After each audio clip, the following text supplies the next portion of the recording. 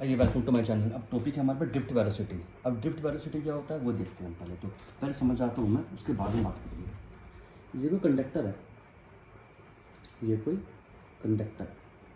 ये कंडक्टर को हमने किसी बैटरी से कनेक्ट कर दिया, तो इलेक्ट्रॉन हमेशा नेगेटिव टू पॉजिटिव जाते हैं, करंट हमेशा पॉजिटिव टू नेगेटिव जाती है। जब हमारे इलेक्ट्रॉन ऐसे चलते हैं ना, फ्री इलेक्ट्रॉन चलते हैं, तो उनकी एक अपनी वेलोसिटी होती है। कैसे, मतलब क्या बताया मैंने? देखो, जनरली कोई कंडक्टर है, उसके अंदर इलेक्ट्रॉन है, ऑटोमेटिक रैंडमली मूव करते रहते हैं, उसकी वेलोसिटी होती है। और जब हम इसे किसी बैटरी से लगाते हैं तो उनकी वेलोसिटी में कुछ गेन आ जाता है, जिसे हम फाइनल वेलोसिटी बोलते हैं। उनका एवरेज ड्रिफ्ट वेलोसिटी होता है। जरा पढ़ो, average velocity gaining by the free electron of the conductor in opposite direction of the external electric field. External electric field की एक तरह का करंट है या फिर वोल्टेज है। तो इनके अपोजिट में जब फ्री इलेक्ट्रॉन मूव करते हैं, जब उनके वेलोसिटी में गेन आ जाता है, उसका एवरेज निकालना क्या कहते हैं उसको? Drift velocity. देखो जरा कैसे। भाई मैं मानता हूँ let there are n electron, इसके अंदर एन इलेक्ट्रॉन है। Have U1 U2 U3 and UN be the initial velocity। उनकी वेलोसिटी कितनी है? U1 U2 U3 UN तक इनिशियल वेलोसिटी है इनकी। ठीक है, चलिए मैं क्या करता हूँ, फॉर वन इलेक्ट्रॉन एक इलेक्ट्रॉन के लिए बात करता हूँ। तो फोर्स कितनी लगी एक इलेक्ट्रॉन के ऊपर? भाई फोर्स कितना होता है? अगर इलेक्ट्रिक फील्ड के अंदर, इलेक्ट्रिक फील्ड कौन दे रहा है? बैटरी किस पे इलेक्ट्रिक फील्ड लगा रहा है? चार्ज के ऊपर। तो उसके ऊपर फोर्स लगाएगा ना, वो लगाएगा Q इंटू ई। मैंने बताया ना, कोई भी चार्ज पार्टिकल इलेक्ट्रिक फील्ड के अंदर हो तो कितनी फोर्स लगेगी? Q इंटू ई। और यहाँ पर Q क्या है? एक इलेक्ट्रॉन, तो E इंटू ई। पहली बात, जब फोर्स लगेगी तो वो आगे बढ़ेगा, M इंटू ए। दूसरी बात, तो 1 and 2 दोनों इक्वेशन से अगर आप देखो, 1 and 2 आपके पास Q A into Q into m हो गया। तो इन दोनों इक्वेशन से आप अगर देखोगे तो M is equal to E into E, जिसमें से एक्सेलरेशन की वैल्यू कितनी आई? E m अपॉन एम, ये आई। ठीक, अच्छा पहले वेलोसिटी कितनी थी? Initial U। अब कितनी हो गई एक्सेलरेशन लगने के बाद? Final velocity. तो फाइनल वेलोसिटी कितनी हो गई बताओ? Final velocity let V1 V2 V3 Vn be the final velocity. तो इलेक्ट्रॉन वन की वेलोसिटी कितनी हुई?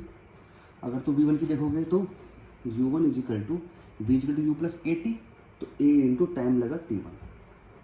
फॉर अदर, ये फर्स्ट वाले के लिए हो गई 4, और ऐसे V2 U2 plus U2 for second electron. ऐसे करते करते आपकी फिर V3 U3 plus A into T3 for third electron. और ये कौन सी है? For first electron. लिख देते हैं यहाँ पर फर्स्ट इलेक्ट्रॉन। तो ऐसे करते करते Vn ये कितनी हो गई? UN plus A upon Tn। तो ये हो गई फॉर nth इलेक्ट्रॉन। अच्छा अब जरा समझो बात को।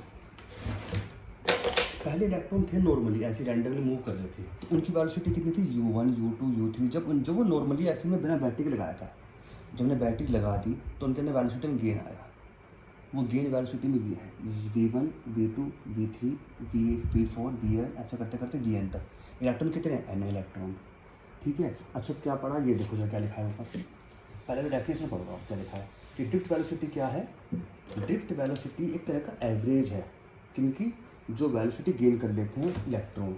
तो V1 V2 V3 up to करते करते Vn अपॉन n। कह रहे ये है, सही है। और इनका एक्सेलरेशन कितना है? E by m। ये याद कर लो, ये मैंने पहले बता चुका हूँ।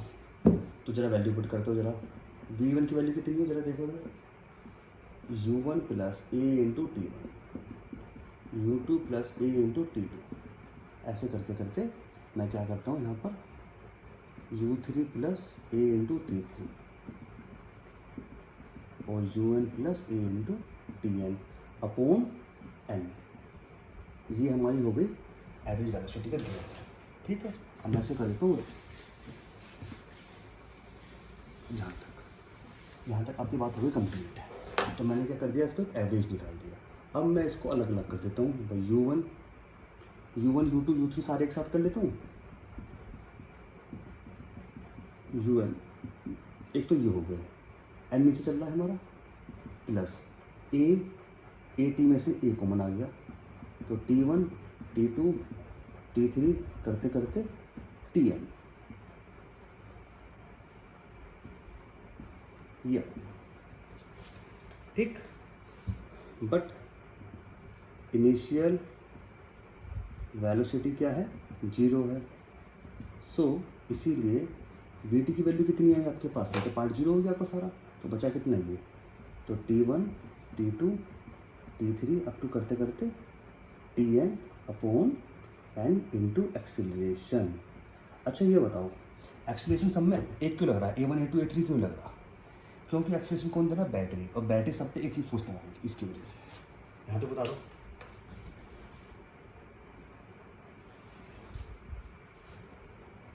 चलिए आ जाता है, रब करता हूँ इसको। ठीक है, अब आ जाओ। तो अब हमारे पास फॉर्मूला क्या बना, ए, और हमने इसको टाउ बोल दिया। अब ये टाउ क्या है, T1 T2 T3 करते करते TN बाय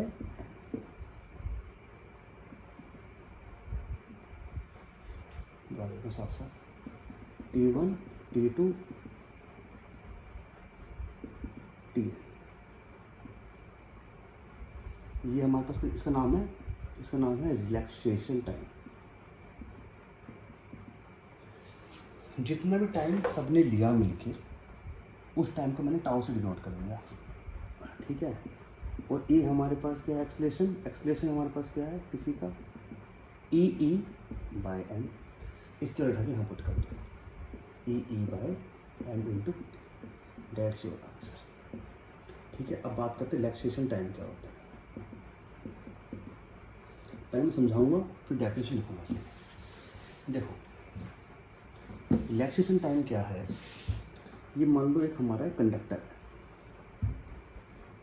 यहाँ पे इलेक्ट्रॉन एक 1 है, इलेक्ट्रॉन 2 है, इलेक्ट्रॉन 3 है, इलेक्ट्रॉन 4 है, इलेक्ट्रॉन 5 है, या मोलिक्यूल 1 है, मोलिक्यूल 2 है, कुछ भी। अब यहाँ से इलेक्ट्रॉन चला E6, वो क्या पता यहीं टकरा गया, क्या पता वो यहाँ चला गया। अब चला E7, क्या पता वो यहाँ तक आ गया, E2 तक। तो टाइम कितना लिया, इसे ज़्यादा लिया, इसने टाइम के लिए कम लिया। अब मान लें यहाँ पर E8 इलेक्ट्रॉन है कोई, वो पहले यहाँ तक पहुँच, इसकी सिर्फ डिस्टेंस यहाँ तक थी, तो इसका देखो तो इसका पाथ यहाँ तक है, इसका पाथ यहाँ तक है, इसका पाथ यहाँ तक है। क्या होता है जब इलेक्ट्रॉन मूव कर रहे हो तो आपस में टकराते रहते हैं, इसकी वजह से इनका टाइम पीरियड है वो अलग अलग होता रहता है। तो हम कभी ये नहीं कह सकते कि ना इलेक्ट्रॉन का टकराने का टाइम क्या फिक्स होता है, हम कहेंगे नहीं होता फिक्स।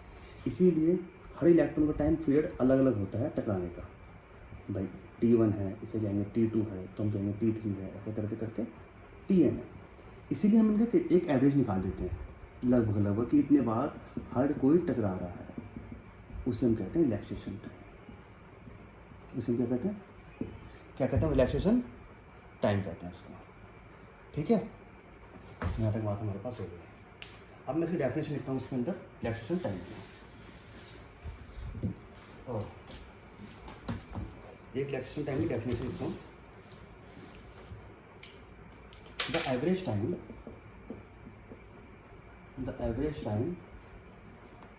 that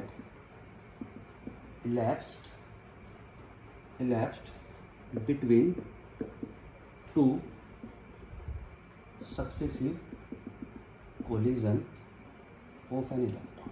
क्या कह रहा है कि एक इलेक्ट्रॉन के बीच में जो टाइम लगता है एवरेज टाइम, उसे हम क्या कहते हैं, रिलैक्सेशन टाइम। ठीक है, ये वाली बात आपको समझ में आ गई होगी। ठीक, तो रिलैक्सेशन टाइम हमारे पास क्या होगा, एक तरह से T1 T2 T3 up to करते करते TN बाय, बस इसे कहते हैं रिलैक्सेशन टाइम। पेपर में आता है, पूछता है कोई रिलैक्सेशन टाइम क्या है।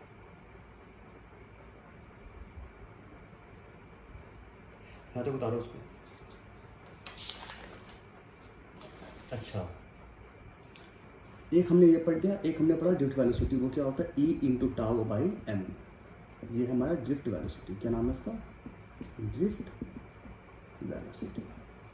What is effect of temperature, इसका टेम्परेचर इफेक्ट क्या है। चलो अब देखो इफेक्ट टेम्परेचर क्या पड़ता है।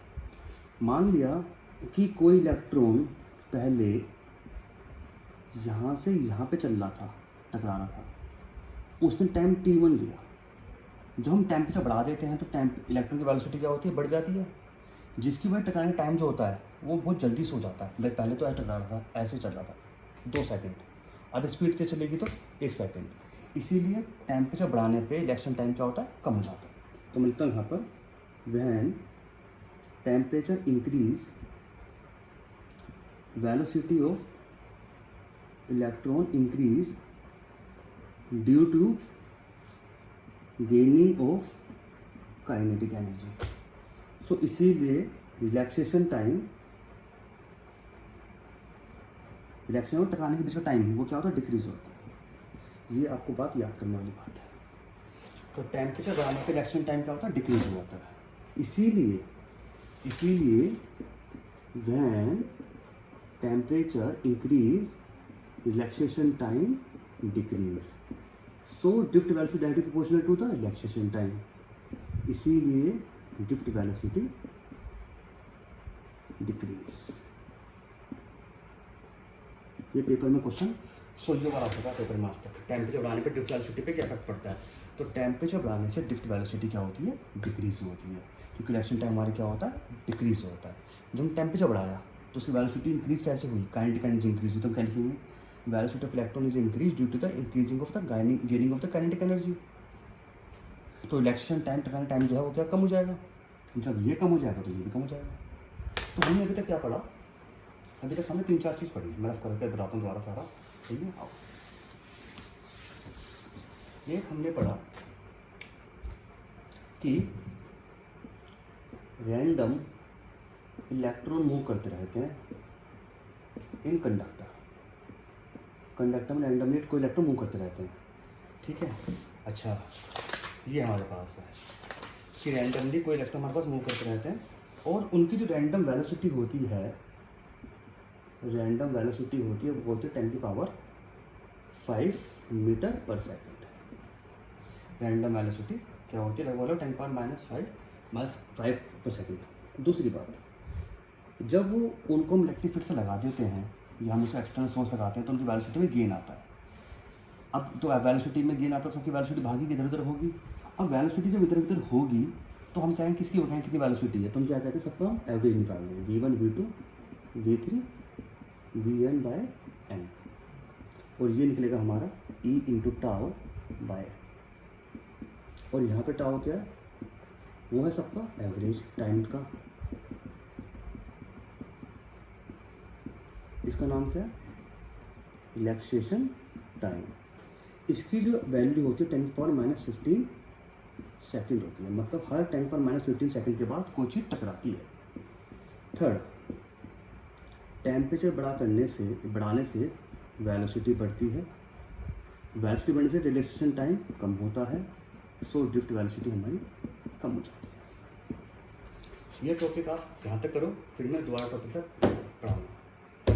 Thank you for the watching. यहाँ से क्वेश्चन आएगा पेपर में पक्का, ये आएगा टॉपिक। तो ठीक है, इतना से निपटाओ पहले, और मैं अभी और क्वेश्चंस बता रहा हूँ आपको।